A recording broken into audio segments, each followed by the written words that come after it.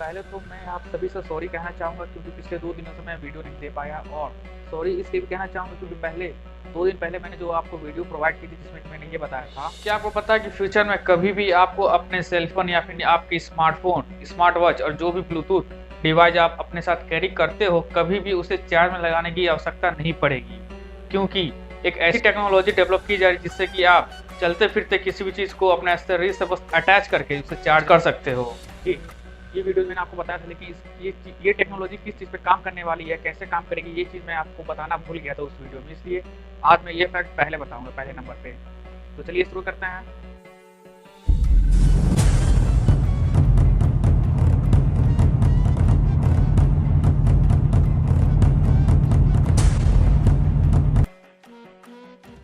So hello friends, कैसे हैं आप सब? मेरा नाम है मनीष। स्वागत है आप सबका एक बार फिर से मेरे यूट्यूब चैनल रेप्टिलियन लियो पर, जहाँ पे हम बात करते हैं कुछ इंटरेस्टिंग एंड शॉकिंग फैक्ट्स के बारे में।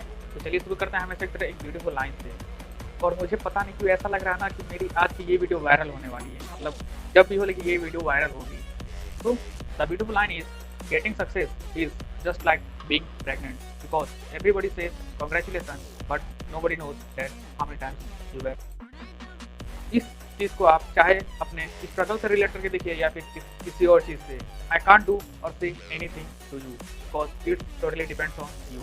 तो चलिए शुरू करते हैं अपनी बात फैक्ट नंबर 1 के साथ। जी हाँ, तो our first fact is about the micro grids, जो कि मैंने आपको 2 दिन पहले आए हुए मेरे वीडियो में पहले ही बताया था, लेकिन उसके आगे वो कैसे काम करता है वो बताना भूल गया था, इसलिए आज मैं उसे डिटेल में आपको बताने वाला हूँ। इस वीडियो में आपसे ये बताया था कि फ्यूचर में एक ऐसी टेक्नोलॉजी आने वाली जिससे कि आप अपने ब्लूटूथ डिवाइसेस या फिर स्मार्टफोन या फिर स्मार्ट वॉचेस को चार्ज करने की ज़रूरत नहीं पड़ेगी, क्योंकि इस टेक्नोलॉजी के थ्रू आप अपने बॉडी के एनर्जी से ही अपने स्मार्टफोन या फिर अपने लैपटॉप नहीं, अपने स्मार्ट वॉच या फिर ब्लूटूथ डिवाइसेस जो कि आप अपने साथ कैरी करते हो, स्मॉल इलेक्ट्रॉनिक्स डिवाइसेस, उसे आप अपने बॉडी की एनर्जी से ही चार्ज कर सकते हो।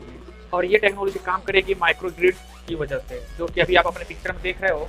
इस पिक्चर में आप ये देख रहे हो कि जो कपड़े हैं उस कपड़ों में एक छोटे-छोटे डिवाइसेस लगा के रखे हुए हैं, उन्हीं को माइक्रो ग्रिड्स कहा जाता है। इनका काम बस इतना ही होता है कि आपके शरीर से रिलीज हो रहे एनर्जी को हार्वेस्ट करके स्टोर करता है और फिर उसे अलग तरीके से यूटिलाइज करता है।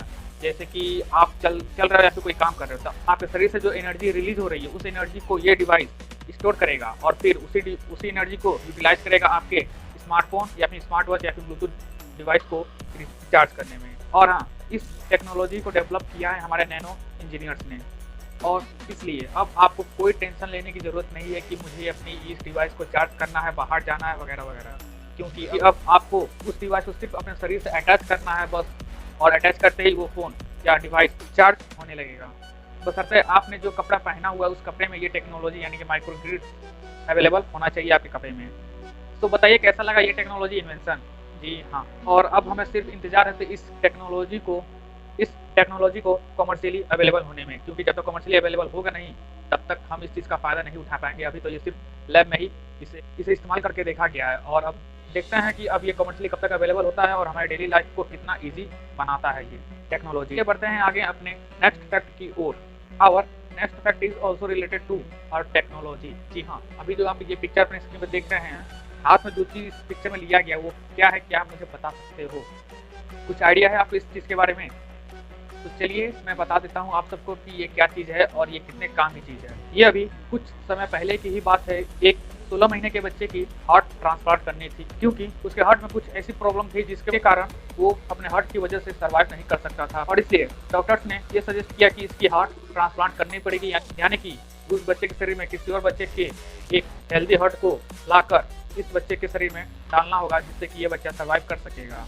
लेकिन प्रॉब्लम ये थी कि कोई हार्ट डोनर नहीं मिल रहा था, जिसकी वजह से उस बच्चे को तकरीबन 13 दिनों तक वेट करना पड़ा था किसी हार्ट डोनर के अवेलेबल होने के लिए, ताकि उसकी हार्ट ट्रांसप्लांट की जा सके। लेकिन क्या आपको पता है कि उन 13 दिनों में उसकी जान किसने बचाई थी?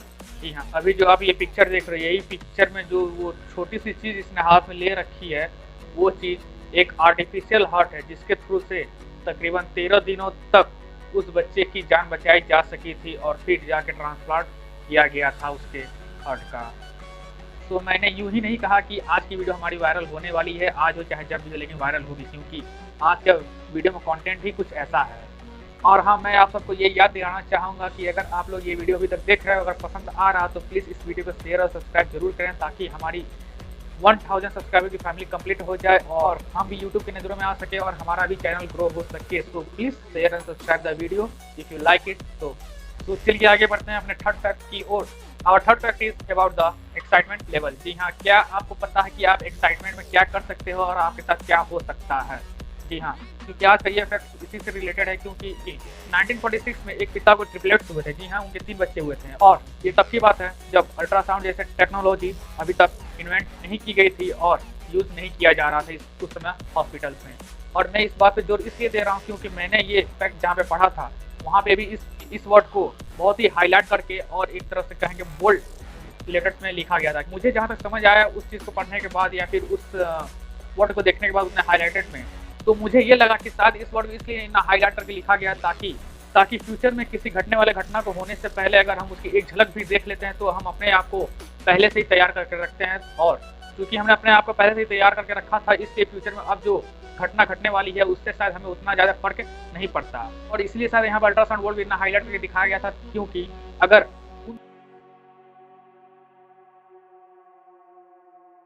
उस पिता को अगर अल्ट्रासाउंड से पहले ही पता चल जाता कि उन्हें ट्रिपलेट्स होने वाले हैं तो शायद वो उतना ज़्यादा एक्साइट ना होते उस समय और वो जिंदा होते और उनकी फैमिली भी आज बहुत खुश होती एक साथ। तो आपका क्या कहना है अल्ट्रासाउंड को लेकर, और आप मेरी बात से सहमत है कि नहीं है? क्या लगता है मैंने जो कहा वो सही है कि नहीं है? अगर आपके कोई भी थॉट्स हो इस बात को लेकर तो उससे कमेंट बॉक्स में जरूर लिखिएगा और बताइएगा मुझे। तो चलिए बढ़ते हैं अपने 4th नंबर फैक्ट की ओर। And our 4th number fact is about the one of the most realistic painting in the world. अभी जो आपको ये पिक्चर अपने स्क्रीन पे दिख रही होगी, ये पिक्चर एक्चुअली में ये एक पेंटिंग है जो कि आर्टिस्ट लैंग जून ने बनाया है।